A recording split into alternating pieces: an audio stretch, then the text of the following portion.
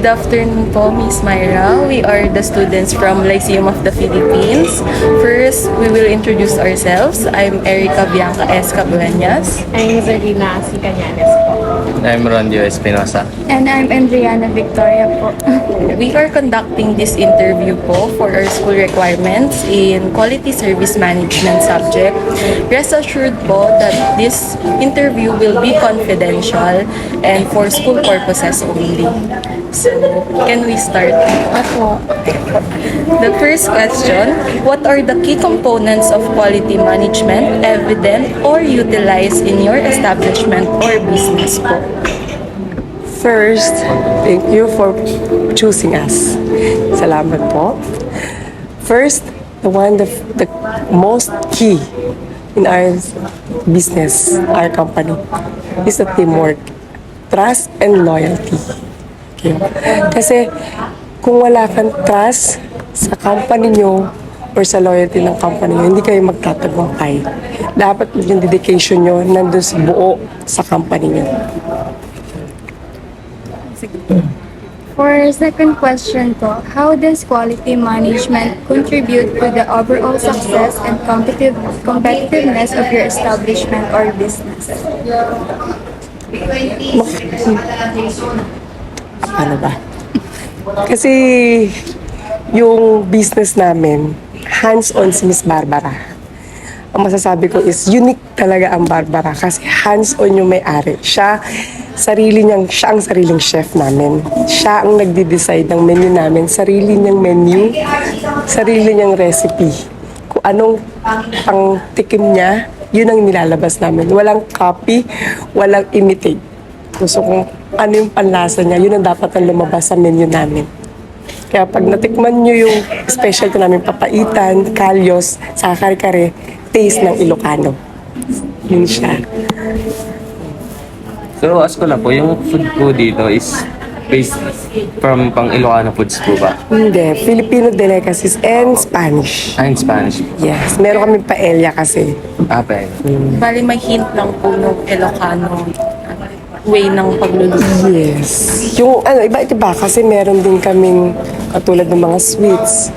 Yung biko, meron din kasaba, maha, iba. All in. All.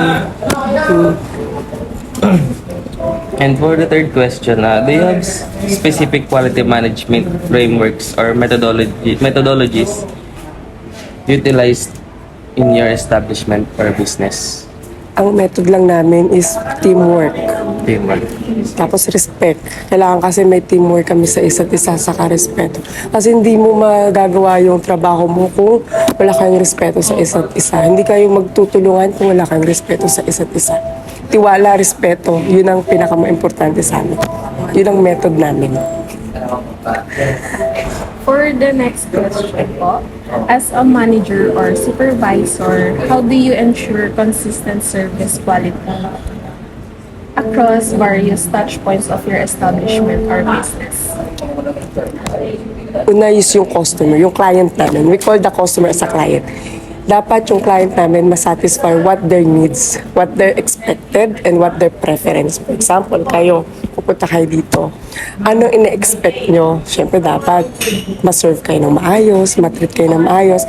At yung food na matitikman nyo is malagpasan sa expectation nyo. Yun ang aming ina-assure na pupunta dito sa restaurant namin. Masasatisfy. Yes, we reached their expectation and satisfaction.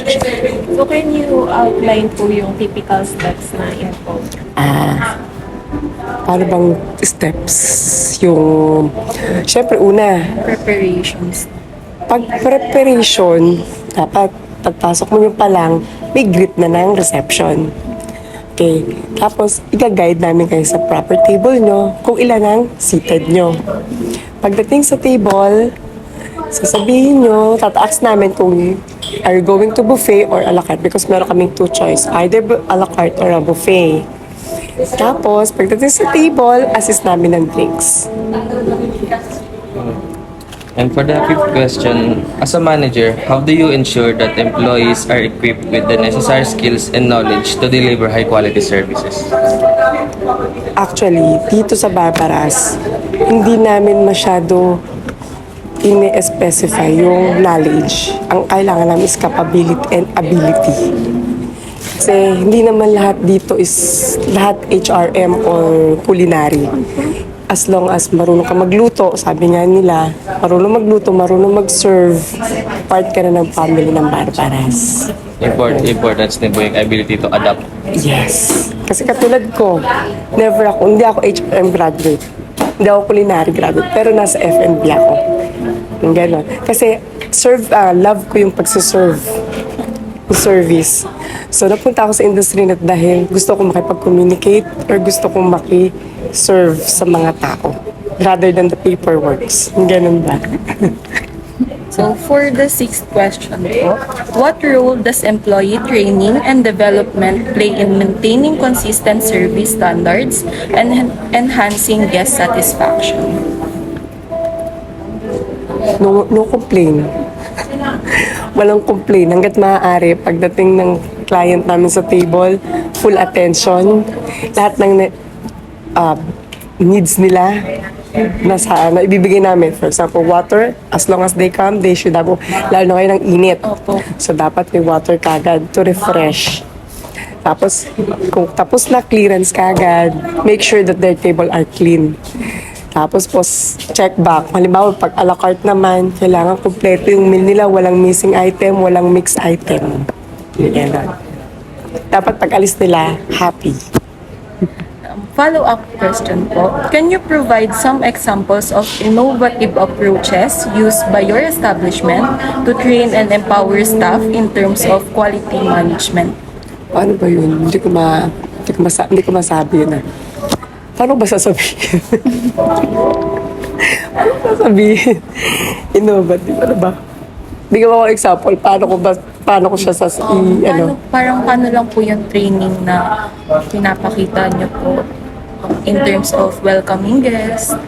Kasi every shift namin, pagpasok namin ng 11, nagbe-briefing muna kami kung ano yung missing item namin, kung paano namin ita-treat ng everyday, kung paano namin iti-treat, paulit-ulit namin sasabihin kung paano nila iti-treat yung guest, kung ano yung missing item, para hindi pag-order, biglang sabihin nila wala sa kitchen, para hindi na kami magalit, hindi ma-disappoint ba yung client, yes, yun.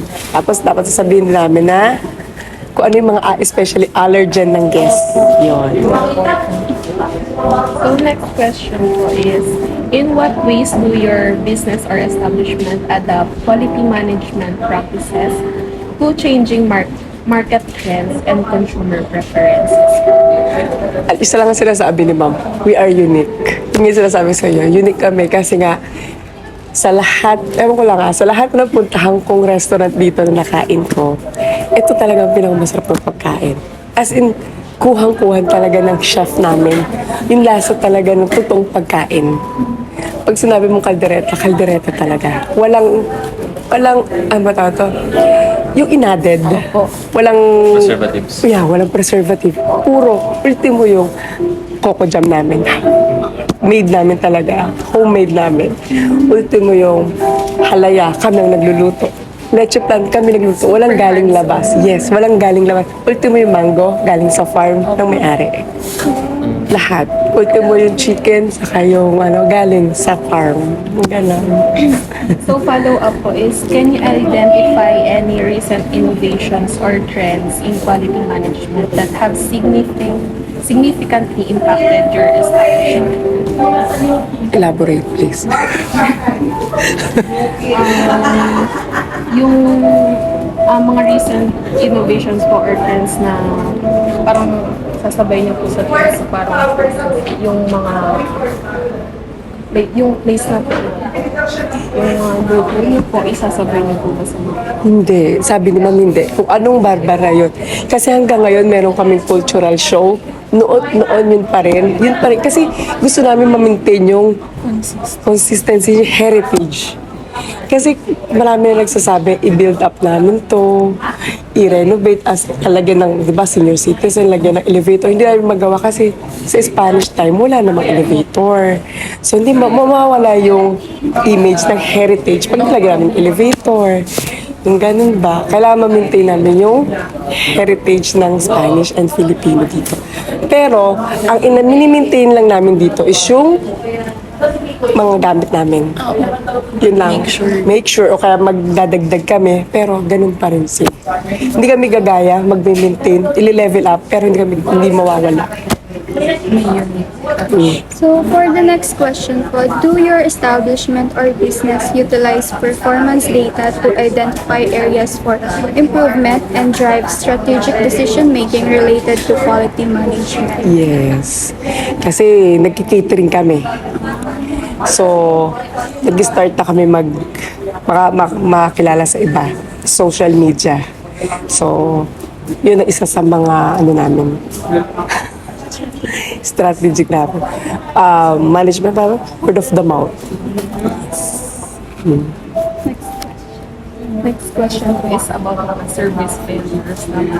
So, can you provide an overview of some of the significant challenges or service failures of the establishment has faced throughout the industry? Kasi dito super busy namin. Kulang kami ng staff, pero na-manage namin. Kasi dito, puro kami OJT, may mga kasama kami mga OJT. So, ang tumutulong sa amin, ang parang back off namin is ang OJT. Kung walang OJT, kulang kami. Kasi napakakonti ng staff namin. Kaya blessed kami kasi may mga OJT kami, mababait ang OJT. Pero yung mga staff namin dito, kasi doble kayo din. Kasi nga quality kami. Mostly po ba, ano po talaga yung mga failures na nagaganap po dito or challenges na face niyo po? Complain lang talaga. Kuwari, mayroong nabagsak na gamo-gamo sa tubig. Kasi maraming gamo-gamo dito eh. Lalo na paggabi. Kasi matanda na itong building na to. This is 32 years already. This building. Itong bahay pero yung building na to is matagal na. Kasi ni-renovate lang. Datong building. So, in-image lang nila to as a house to create the real replica of the heritage house. Pero building to dati. So, lahat ng gamit na ito, most yan, matanda na yan. Pero yung mga ibang mga pillars, renovate na. Katulad yung naka-flooring na ng tiles, yan, mga renovate na. Pero yung sa 90 o 88% is still 32 years ago. So, bawal tumalon. For the next question, what were the immediate repercussions or impact of the service failure or challenges on the establishment's business reputation and operations? Talk to the guests, umpisa. Sabihin namin kung ano yung pwede naming offer sa kanila. Of course, magsusorry ka muna. Lahat naman ng solusyon, lahat ng problema may solusyon. So, kakausapin namin yung client kung ano yung problema, kung ano ma-offer namin. Pag kaya namin ibibigay namin. Para no hassle, no complaint. Everyone, they're happy. So, ano po, kunwari po, may nakita po kayong bad review po dito. Ano pong impact po sa Siyempre, sa management, unang-una magagalit yun. Tatanungin kami kung bakit. Siyempre, ibig sabihin nun, hindi namin na-assist na maayos. So, next time na punta dito, siyempre lahat yan, babalik yun. Para i-invite yun ng management na bumalik ulit. So, hindi namin gagawin yung susunod na, ayun nangyari nakaraan. So, gagawin namin na dapat yung experience nila is hindi katulad ng nakaraan. Make sure that it will not be happen. How did the establishment or business control the experience to implement improvements or changes in its processes, policies, or training programs? Ano ba? Kasi hindi pa ako nakakaranas kasi ng training nila dito. Every time na may training, wala ako. Naka-day off ako. Pinagtatawag ka, hindi ko alam. Wala pa rin kasi ako alam talaga. Sorry naman talaga. Okay lang. Hindi ko talaga din alam. Hindi ko may Kasi na Okay lang po. Pero for your experience na lang po, paano po i-improve na lang po yung mga challenges or failures na Practice lang naman siguro na maging alert o maging attentive sa guests, sa client. Yung ganun lang. Nagkakamali lang naman kasi talaga kapag na-neglect yung client eh. Yung hindi pinapansin. Ibang wara tayo, papasok tayo sa isang restaurant. Diba pag hindi pinansin, bad impression na kagad. Diba? Yun lang, dapat maging attentive lang. Yun naman lagi ko sinasabi sa staff eh. Hindi naman nangangain ng taong client. Attentive lang dapat talaga. Yun lang. Doon lang naman talaga kami nagkaka-complain. So for the last question po, what lessons have been learned from the past experiences that will guide the establishment or business resilience and adaptability in an evolving business environment? Ano yung lesson? from the past experience. Will guide the establishment resilience and adaptability In evolving. Be more. Yun na nga, yung sinabi ko rin kanina. Dapat maging vigilant. Vigilant na ba tawag? Maging attentive nga talaga sa client, sa lahat ng kailangan nila. Kasi yun lang naman trabaho, kaya nga service ka, di ba?